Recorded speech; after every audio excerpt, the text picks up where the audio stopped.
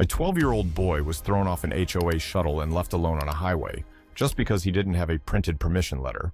HOA President Rosalind Gale called it protocol, even as children like Kevin Odell were abandoned in dangerous places. But Kevin's father, a former Marine and attorney, wasn't about to let bureaucracy bury the truth. And just wait until you hear the stunning twist that turned a child's nightmare into a national reckoning, and why justice didn't just knock, it roared. When 12-year-old Kevin Odell boarded the HOA transport bus that morning, he thought he was going on an adventure. Not the exciting kind with treasure maps or dragons, but something a little more real. He was going to visit his grandmother in upstate Washington, a trip he'd been looking forward to for months. His dad, Mark Odell, had spent the previous 2 weeks lining everything up: the schedule, the medical clearance, even a small backpack of snacks and books for the long ride. Mark was a meticulous man, former Marine, now working in municipal law, and he didn't leave room for error. The only hiccup? He was scheduled to fly out on a brief work trip the same day, but when the HOA offered their private community bus as a courtesy transport for residents' families, it felt like the perfect solution.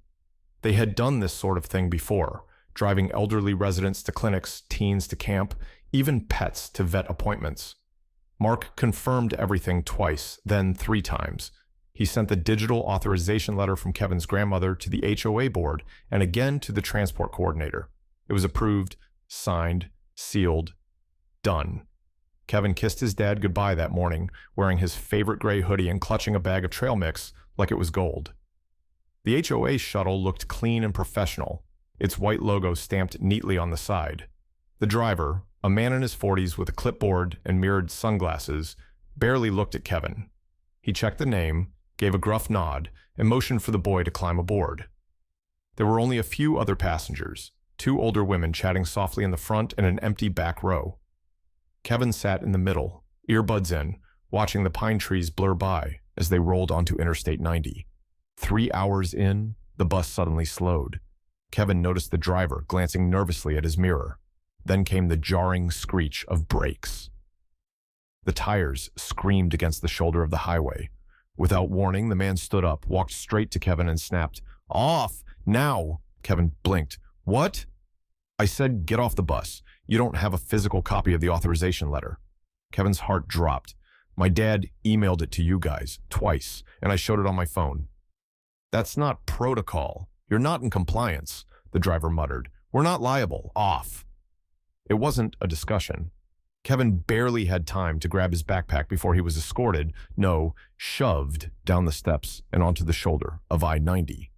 Cars roared past at 70 miles per hour.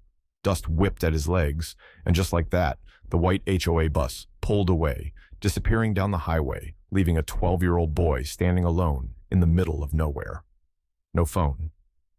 Mark had packed it safely in Kevin's bag, locked for emergencies, but the battery had drained hours ago.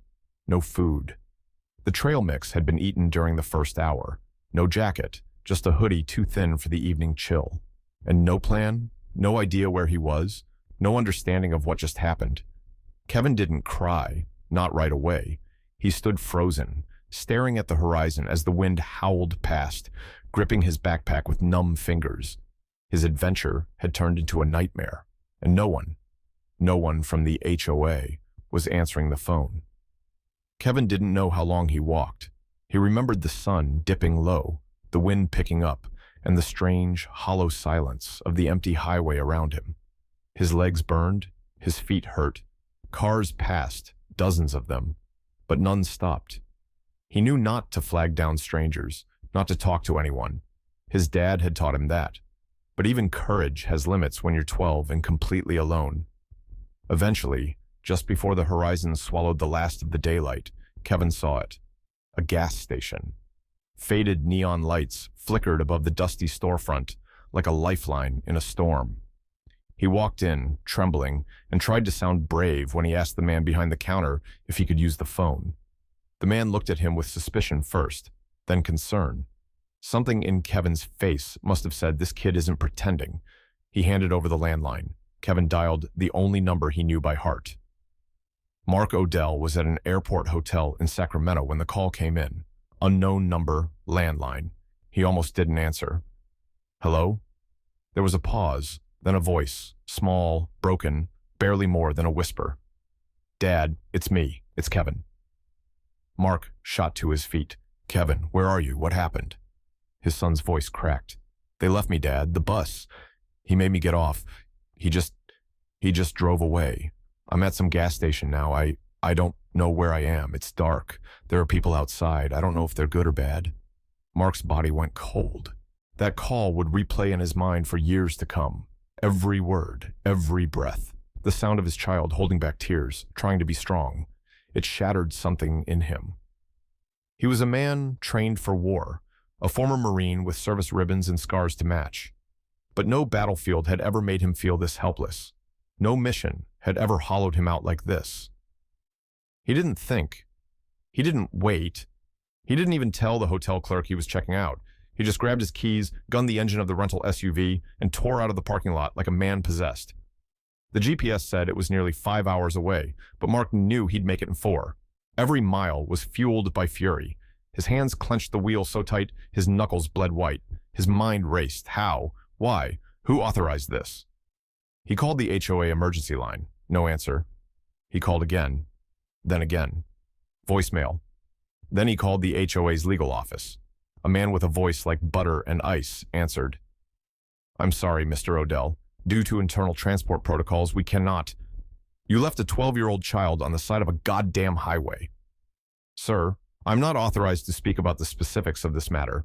You may file a formal inquiry. Mark hung up mid-sentence. He'd seen enough red tape in courtrooms to know when someone was stalling. This wasn't just negligence. This was a cover-up. Someone at the HOA had made a decision, a cold, calculated one, and now they were scrambling. But Mark wasn't going to let this die behind a stack of legal memos. He began documenting everything. He saved timestamps, took screenshots of emails, recorded every unanswered call. He opened a folder in his phone and titled it Evidence. His son had been left to fend for himself on a rural road by people who claimed to serve the community. That wasn't a mistake. That was abandonment, and they had picked the wrong father to mess with. By the time Mark reached the station, the adrenaline had long since hardened into a quiet, volcanic rage. He found Kevin inside the small, fluorescent-lit lobby of the local sheriff's office, curled into the corner of a plastic bench, wrapped in a gray thermal blanket. The boy wasn't crying anymore. He was too tired for that. But the way he gripped the wrinkled piece of paper with his grandmother's address scrawled in his father's handwriting told Mark everything. He hadn't let go of it all night. It was the only thing in that moment grounding Kevin to a world that had suddenly turned cold and cruel. A deputy stood nearby, arms crossed, expression unreadable. The gas station clerk called us, said the kid walked in pale as a ghost, kept asking for a phone. We stayed with him all night, got him some food. Kid's tough. Mark didn't answer at first. He just knelt in front of his son, hands shaking slightly, and said, I'm here now. Kevin nodded but didn't speak. His eyes were sunken from lack of sleep, and his voice had retreated somewhere deep inside, behind the instinct to survive. That night, Mark didn't rest. He couldn't.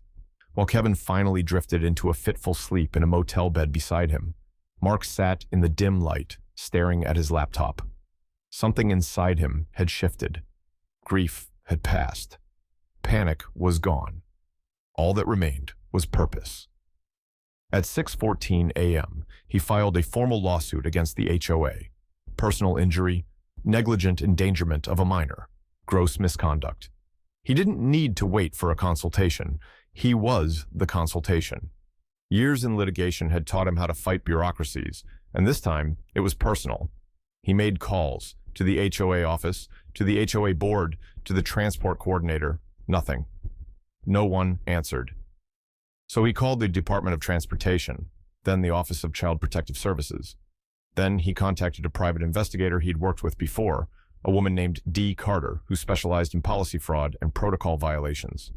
Within 24 hours, the truth began to unravel. Dee tracked down internal documents. Mark subpoenaed email threads. What they uncovered wasn't just incompetence, it was calculated indifference. The HOA had received the authorization letter electronically, not once, but twice. Mark had the email confirmations, the time-stamped attachments. It had been clearly marked. Authorization for minor transport, see digital signature attached.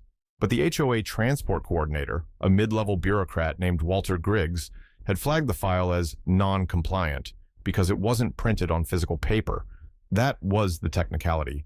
And instead of making a phone call, instead of printing it out themselves, instead of using common sense when dealing with a child alone on a bus, Griggs had done the unthinkable.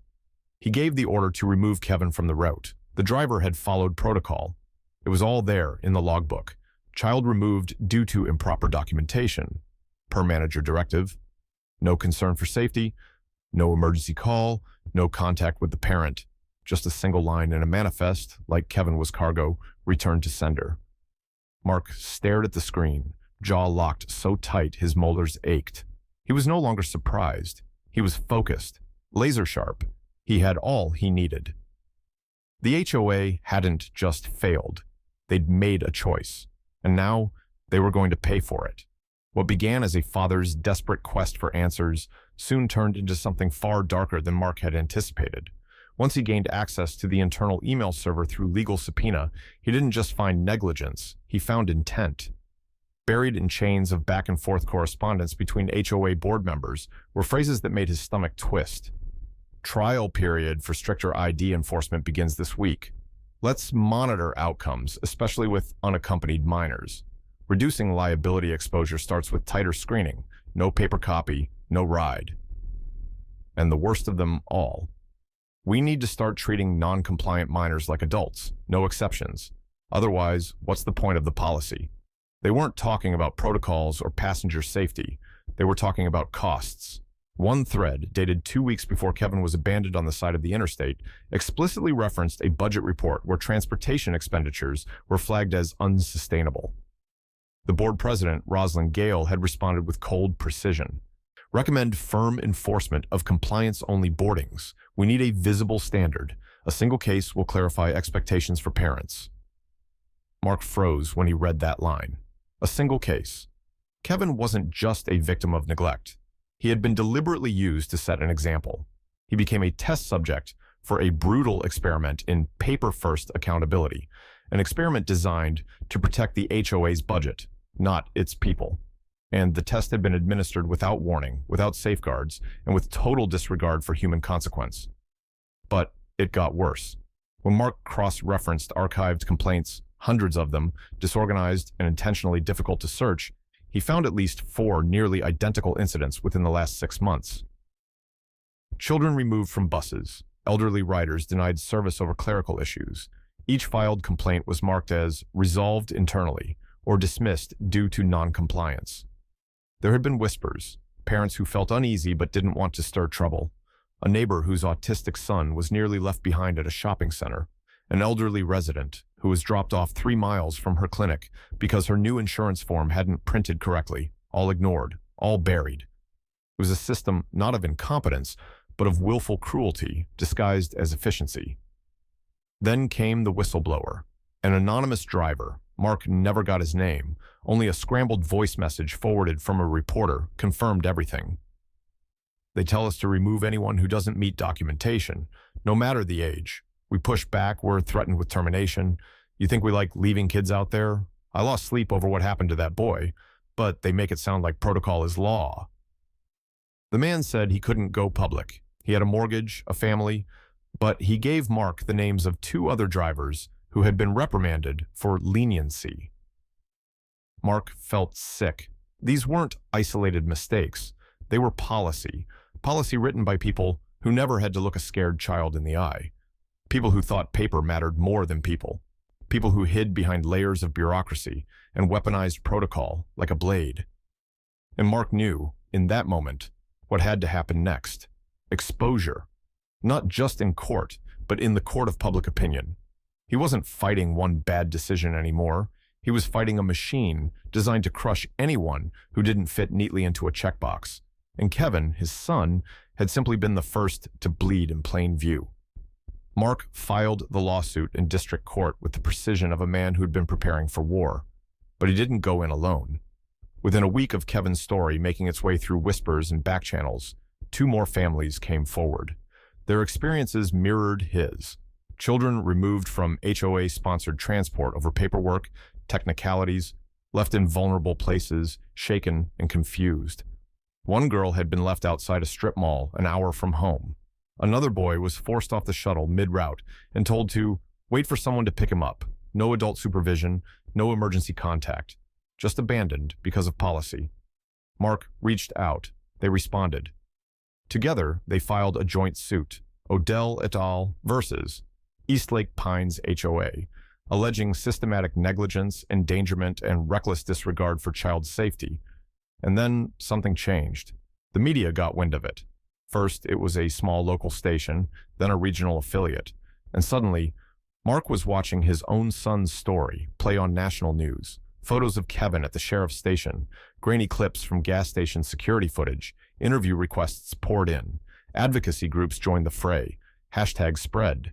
Hash paper overprotection. Hash HOA hell. Hash would you leave your kid? It hit a nerve. Outside the HOA office, people began to gather. At first, it was a handful of parents holding handwritten signs. Then it was dozens, then hundreds. You left a child to die for a missing piece of paper, read one placard. Another, scrawled in red marker, would you do this to your own child? The press showed up in full force. Cameras lined the sidewalks. HOA board members were chased to their cars by reporters shouting questions. Their emails leaked. Their silence was deafening. Under pressure, HOA President Rosalind Gale scheduled a press conference. It was held in the beige lobby of the HOA's administrative building, with an American flag awkwardly positioned behind her and two board members flanking her like stone statues. She wore a navy pantsuit and a strained smile. Her voice was rehearsed, clipped, almost bored. "We understand the concerns raised by recent events," she began. "Let me be clear. HOA transportation policy exists to protect all residents. We require full compliance for a reason. The responsibility to provide correct documentation lies with the parents. We deeply regret any distress caused, but we stand by the importance of our protocols." The room went cold. Her words were met not with understanding, but with fury. Reporters shouted over one another, demanding to know how a child's life could be weighed against a missing printout.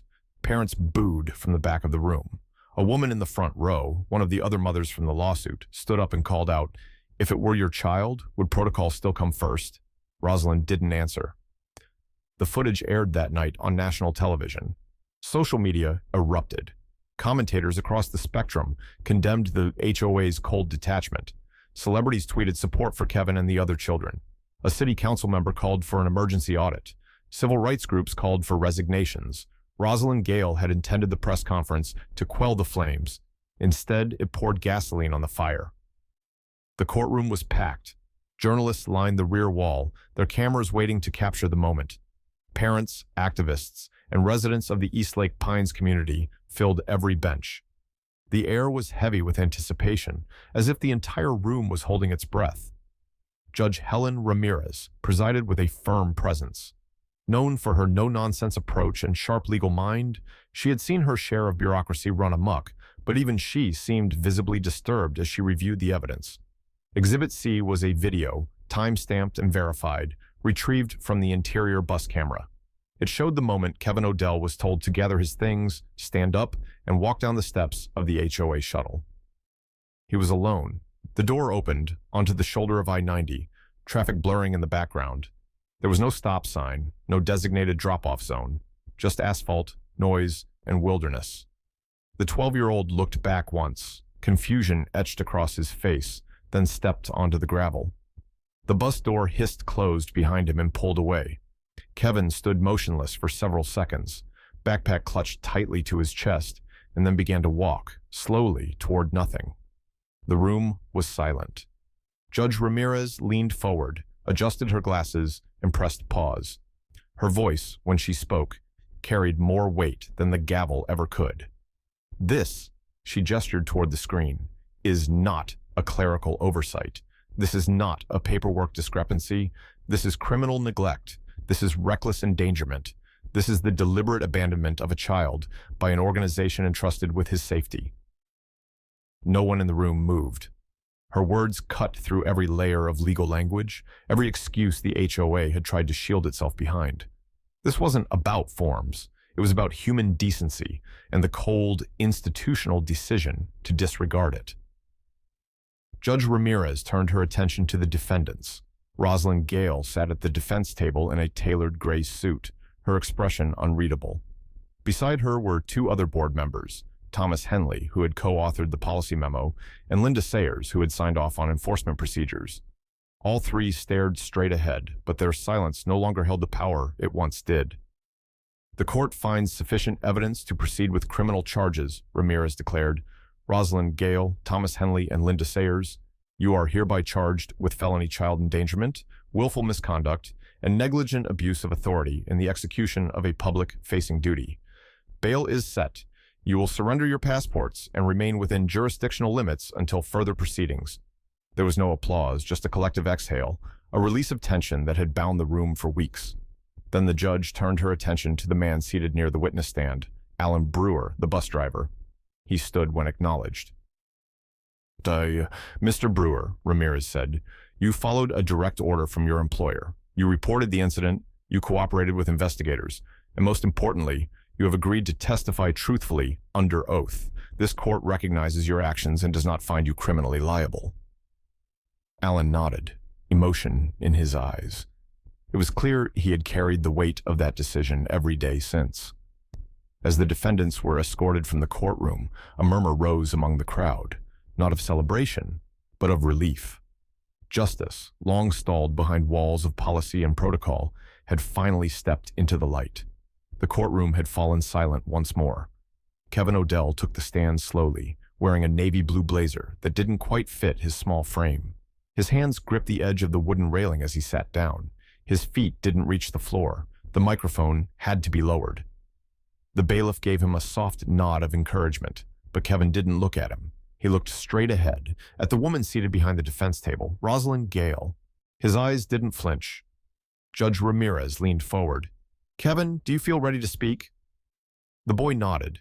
His voice, when it came, was soft, but it carried across the room like a gust of wind that precedes a storm. I remember the sound of the door closing, he began. I remember the bus driving away and the wind on my face. I remember my legs hurting from walking and not knowing where I was. I remember being scared. I remember being hungry. I remember thinking I did something wrong. He paused, swallowing hard.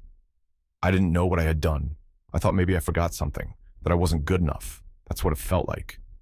Rosalind shifted slightly in her seat. Kevin saw it, and his voice steadied. But now, I know the truth. You left me, not by accident, on purpose. His fingers tightened on the edge of the stand. The room was utterly still. You left me to die on the side of a highway because I didn't have a piece of paper. He looked her in the eye, unwavering. I was 12, and you knew that. A beat of silence. Then his voice dropped into something quieter, fierce, but broken and rebuilding at the same time. It was dark. It was cold. And there were people I didn't know. It was the scariest thing that ever happened to me. Then, with the final ounce of courage in his chest, he delivered the words that would stay with everyone in that courtroom forever. But now, I'm not scared anymore, because the truth is out, and everyone knows what you did. The words landed like a hammer, and for a moment, no one breathed. Then it started. First a whisper of clapping from the back row, then more, then louder. The courtroom erupted into applause, not chaotic or wild, just rising, steady, overwhelming. Not for vengeance, for truth. Rosalind didn't move, neither did Henley or Sayers, but the flush that crept up their necks betrayed them. Judge Ramirez brought the gavel down gently but firmly. Order was restored. But the shift had already happened. What followed was swift. The court levied the maximum allowable civil penalties against the East Lake Pines HOA, multi-million-dollar fines for gross negligence, emotional damages, and violation of duty of care. Insurance claims were denied due to intentional misconduct.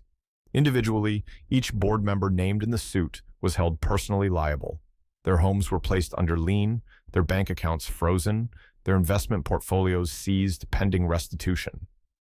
More than that, the judge issued a judicial recommendation to the National Homeowners Association Registry, resulting in the immediate blacklisting of Rosalind Gale, Thomas Henley, and Linda Sayers from holding or applying for any HOA leadership position in the country for life.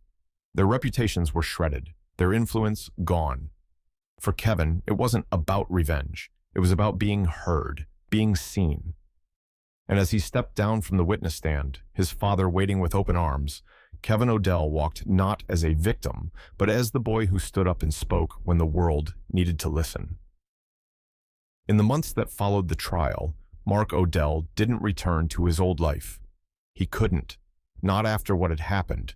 Not after seeing just how fragile the systems meant to protect children really were. Instead, he channeled everything, the anger, the grief, the resolve, into building something new. He called it the Kevin Fund, a nonprofit dedicated to helping families who had been harmed, intimidated, or neglected by homeowners associations across the country. What began as a local initiative quickly drew national support. Lawyers volunteered pro bono. Therapists signed on. Parents reached out, relieved they no longer had to suffer in silence. Mark gave interviews. He testified before state legislative panels. His face appeared on national broadcasts, but he never once sought the spotlight. He spoke plainly, always circling back to one message: no child should ever be left behind because a piece of paper didn't print. The case, that began with a single boy left on the side of the highway, eventually shook one of the largest HOA networks in the western United States. The Eastlake Pines Homeowners Association, once considered a model for private neighborhood governance, was stripped of its operating license after a federal review uncovered years of buried complaints, fraudulent reporting, and abuse of authority. Other HOAs took notice. So did lawmakers. New child safety provisions were drafted, and soon mandatory protections were introduced for all minors using private association transportation. Paperwork could no longer be weaponized. Compliance was no longer an excuse for cruelty. Mark had promised that no one else's child would go through what Kevin did, and he meant it. As for Kevin, he returned to school in the fall with quiet dignity. There were whispers at first, pointing fingers, curious stares, but not for long. When a classmate asked him if the story was true, Kevin simply said, "Yeah, but I'm okay now." He was more than okay. He was brave.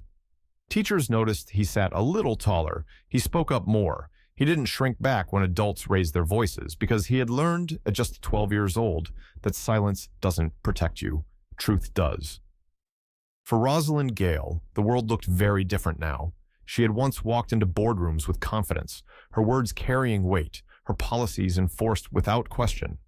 But those days were gone. Her name was synonymous with cruelty in headlines across the nation. She was barred from participating in any community board, her social standing obliterated. Her reputation, once untouchable, was now a cautionary tale whispered in legal seminars and ethics classes. She moved out of Eastlake Pines not long after the trial, trying to disappear into the quiet suburbs of another state. But the past doesn't vanish just because you do. It lingers. In phone calls not returned, in job applications discarded, in stares from neighbors who recognize the face from somewhere they can't quite place. And every so often, when she's home alone and hears the rumble of a school bus slowing down outside, something clenches deep in her chest. Her breath catches. Her skin prickles. Because even now, even after everything, the echo of that decision, her decision, still follows her. She hears the brakes hiss. She hears the door creak open, and every time she flinches.